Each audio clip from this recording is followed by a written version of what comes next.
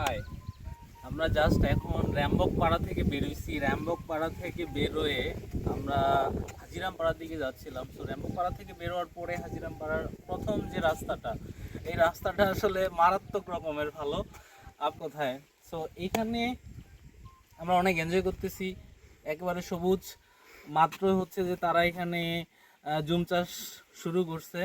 So এই যে দেখতে পাচ্ছেন ধান লাগাইছে ওরা এই পাহাড়ের মধ্যে, শক্ত জমি ওরা কোপায় কোপায় মনে করে এখানে হচ্ছে ধান লাগাইছে। তারপরে এই পাশে এই যে প্রচুর গাছ লাগাইছে, এখানে হলুদের গাছ দেখতে পাচ্ছি আমরা, এখানে হলুদ লাগাইছে।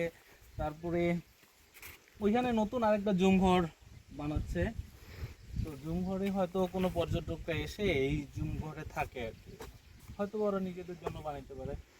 প্রচুর ফলের গাছ আছে। তো আপনি চিন্তা করেন এই দুর্গম পাহাড়ে, মানে এখান থেকে লোকালয় অনেক দূরে, আমাদের প্রায় 3 ঘন্টা হাঁটতে হবে এই হাজিরামপাড়া যাওয়ার জন্য। তো 3 ঘন্টার পরে আমরা যে আলীকদম যাব সেটা আরো অনেক দূরে।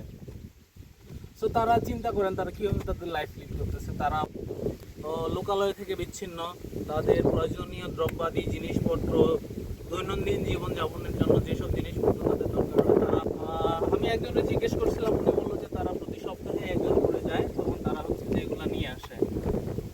তো এই হচ্ছে তাদের দৈনন্দিন জীবনযাপন।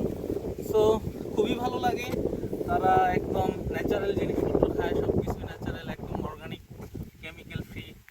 ঢাকা শহরে আমরা থাকি ভাই, কেমিক্যাল জীবন আমাদের, সব কিছুতেই কেমিক্যাল। So thank you.